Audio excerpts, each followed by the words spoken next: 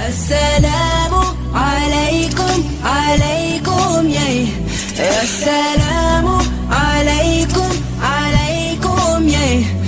Assalamu alaikum, alaikum.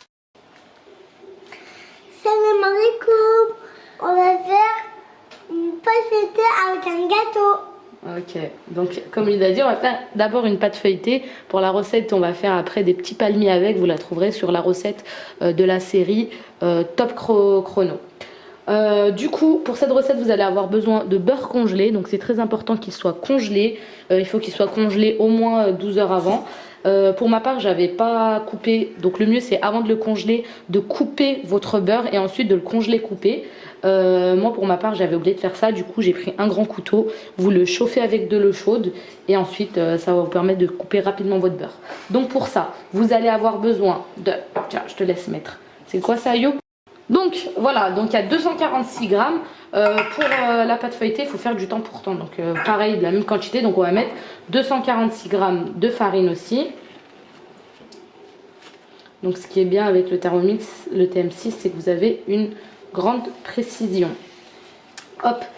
Ensuite, on va mettre attends, je vais te donner. Voilà, une bonne cuillère à café.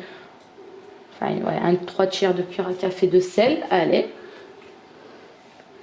Voilà. Et ensuite, on va mettre 115 grammes d'eau froide. Donc là, vous faites bien sûr avec votre gobelet doseur. Voilà, bien sûr, et vous en mettez partout. C'est parti pour 20 secondes, vitesse 6. 6. Hop, c'est prêt. Donc là, rien de plus simple, la pâte feuilletée est prête. Vas-y, enlève le couvercle. Hop, je vais vous montrer ça.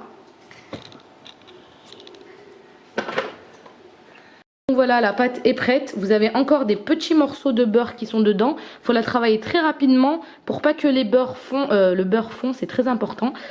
Du coup, je vais la couper deux parties. Une, je vais la remettre au frais et une, on va travailler les pliages. Je vais vous montrer deux sortes de pliages aujourd'hui.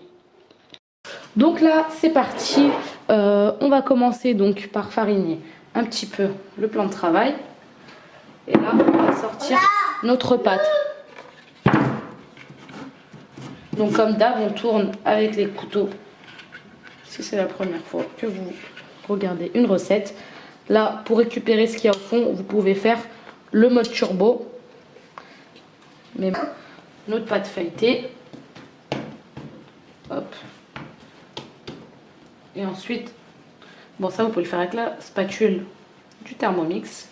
Vous coupez en deux. Donc là, avec cette recette, vous avez deux pâtes feuilletées. Hop. Et on va la filmer et la mettre au frigo le temps de travailler. Donc pour celle qui reste, il faut la travailler assez rapidement et surtout ne pas trop mettre de farine pour pas casser l'équilibre entre le beurre et la farine. Vous voyez là, il y a encore des tout petits bouts de beurre, donc c'est très bien et il faut surtout pas qu'ils disparaissent. Donc là, on va faire la méthode traditionnelle en fait de la pâte feuilletée. Donc on va faire ce qu'on appelle les 3 tours. Hop. Donc je l'étale de cette façon là et ensuite on procède au premier tour. Là mon beurre il commence à fondre, il faut vraiment que je fasse vite. Et en fait hop, ensuite donc là elle était comme ça, je la tourne d'un tiers et on recommence à ouvrir la pâte feuilletée de cette façon là.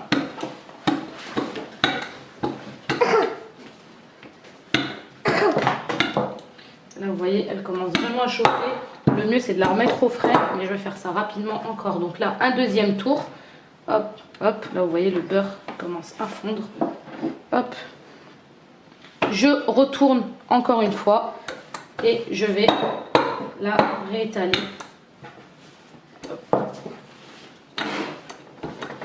Encore une fois, donc vous faites ça encore une dernière fois et ensuite vous pouvez la mettre au frais, elle sera prête à être utilisée, votre pâte feuilletée.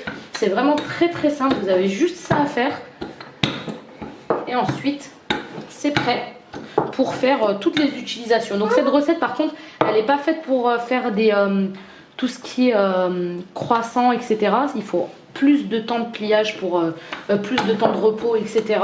Mais toutes les tartes feuilletées, tous les feuilletés, les petits apéritifs, tout ça, vous pouvez tout faire avec cette pâte feuilletée.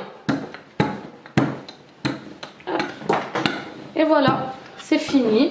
Je vais la replier une dernière fois et la mettre dans mon frigo ou bien dans mon congélateur, comme ça. Et j'aurai que à la réétaler pour utiliser cette pâte feuilletée. Partie là, c'est le deuxième morceau de pâte. Du coup là, on va faire un autre pliage donc qui s'appelle le pliage escargot. C'est super simple. Après, c'est vraiment avec lequel vous êtes plus à l'aise. Lui, le plus simple, on se prend moins la tête parce qu'il n'y a pas de tour de pâte à faire.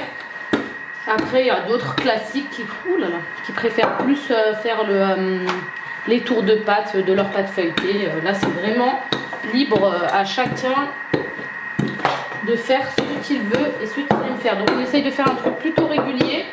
Hop, et c'est parti pour... Donc, en fait... On va faire tourner la pâte. Donc en fait, on va enrouler la pâte sur elle-même. On va faire un gros rouleau. Hop.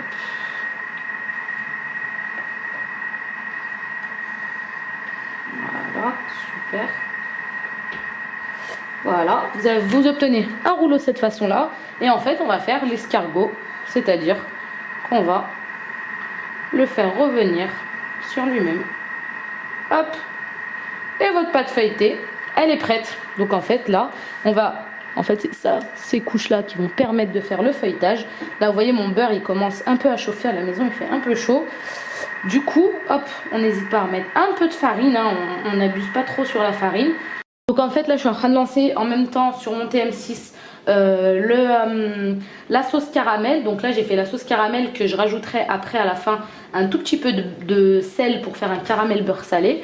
Et voilà, donc comme ça, je vais servir la recette pour plus tard. C'est pas très français, mais c'est pas grave. Donc là, du coup, je vais étaler ma pâte, tout simplement, et elle va être prête à être utilisée. Hop.